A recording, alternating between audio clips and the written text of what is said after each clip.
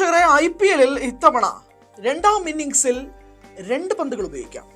ആ നിയമത്തെ പറ്റിയാണ് നമുക്ക് സംസാരിക്കാനുള്ളത്. ഇത്തവണത്തെ IPL-ൽ പ്രധാനമായും എടുത്തിരിക്കുന്ന ഒരു തീരുമാനം എന്ന് പറയുന്നത് രണ്ടാം ഇന്നിംഗ്സിൽ ബൗൾ ചെയ്യുന്ന ടീമിന് ഒരു ചെറിയ ആനുകൂല്യം കൂടി നൽകുന്നതാണ് ആ നിയമം എന്ന് പറയുന്നത്. 10 ഓവർ പിന്നിടുമ്പോഴേക്കും അതുവരെ കളിച്ച 10 ഓവറിലും കളിച്ച പന്ത് ഉപയോഗിക്കാതെ 11ാം ഓവറിൽ ഒരു പുതിയ പന്ത് ഉപയോഗിക്കാം എന്നുള്ളതാണ് ആ നിയമം. ടോസ് നേടുന്ന ടീമിന് ആനുകൂല്യം സൃഷ്ടിക്കാതിരിക്കുക എന്നുള്ളതാണ് ഇതിൻ്റെ സാഹചര്യം. നമുക്കറിയാം ഡ്യൂ ഒക്കെ വരുന്ന ഒരു സാഹചര്യം ഉണ്ടാകാറുണ്ട് IPL-ലെ എല്ലാ മത്സരങ്ങളിലും, പ്രത്യേകിച്ച് രാത്രി മത്സരങ്ങളിൽ. ആ ഡ്യൂ ഫാക്ടർ ഒഴിവാക്കാൻ വേണ്ടിയിട്ടാണ് 11ാം ഓവർ മുതൽ പുതിയ പന്ത് എടുക്കാം എന്നുള്ളൊരു തീരുമാനത്തിലേക്ക് കാര്യങ്ങൾ എത്തുന്നത്.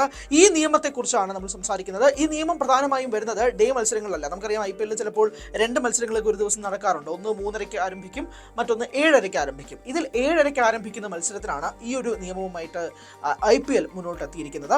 അതിനകത്ത് മറ്റൊരു കാര്യം എന്ന് പറയുന്നത്, ഈ തീരുമാനം ഫീൽഡിംഗ് ടീമിന് എടുക്കാൻ സാധിക്കില്ല.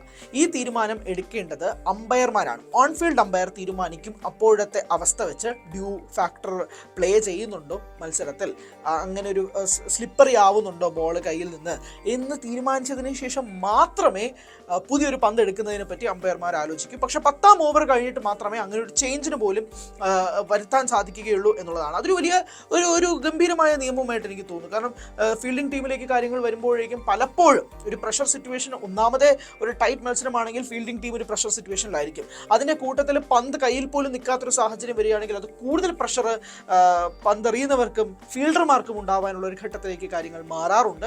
അത് മാറ്റി നിർത്താൻ വേണ്ടിയിട്ടാണ് ഈ ഒരു തീരുമാനം എന്ന് പറയുന്നത്. ഈ തീരുമാനത്തെ നിങ്ങൾ അംഗീകരിക്കുന്നുണ്ടോ എന്നുള്ളതും കൂടി നിങ്ങൾ കമന്റ് ബോക്സിൽ രേഖപ്പെടുത്തുക.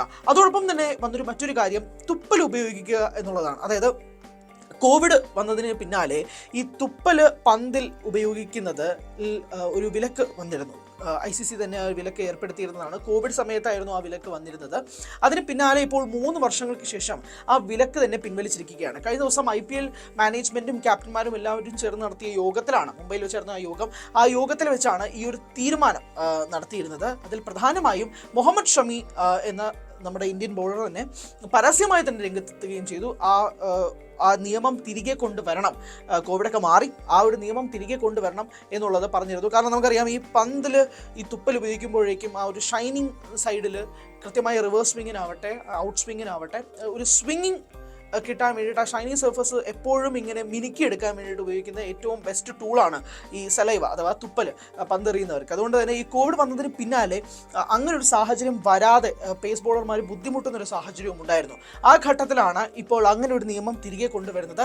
തുപ്പൽ ഉപയോഗിക്കാം എന്നുള്ളതാണ് ആ നിയമം. അതുകൊണ്ട് തന്നെ റിവേഴ്സ് സ്വിംഗ് ബോളേഴ്സിനും ഇൻ സ്വിംഗ് ഔട്ട് സ്വിംഗ് ബോളേഴ്സിനും ഒക്കെ ഒരു വലിയ ആശ്വാസം ഇത്തവണത്തെ IPL-ൽ നൽകുന്നുണ്ട്. അതുകൊണ്ട് തന്നെ ഇതൊരു ബാറ്റിംഗ് ഫ്രണ്ട്ലി IPL ടൂർണമെൻ്റ് ആണെന്ന് മാത്രം എനിക്ക് തോന്നുന്നില്ല. ബൗളർമാർക്ക് ഒരുപാട് അനുകൂല സാഹചര്യങ്ങൾ നൽകുന്ന കുറച്ച് തീരുമാനങ്ങൾ കൂടി ഇതിൻ്റെ ഭാഗമായിട്ട് തന്നെ വരുന്നുണ്ട്. അതുകൊണ്ട് തന്നെ ഇതൊരു IPL ആയിരിക്കും എന്ന് ഞാൻ വിശ്വസിക്കുന്നു. സാധാരണയായി IPL എപ്പോഴും ബാറ്റർമാരുടെ ഒരു മേളം എന്നാണ് പറയപ്പെടുന്നത്. പക്ഷെ അങ്ങനെ അല്ലാതെ ബൗളർമാർക്കും അനുകൂലമായ സാഹചര്യങ്ങൾ നൽകിക്കൊണ്ടാണ് ഇത്തവണത്തെ IPL സീസൺ വരുന്നത് എന്നുള്ളത് തന്നെയാണ് ഇതിൻ്റെ ഏറ്റവും പ്രധാനപ്പെട്ട വാസ്തവം.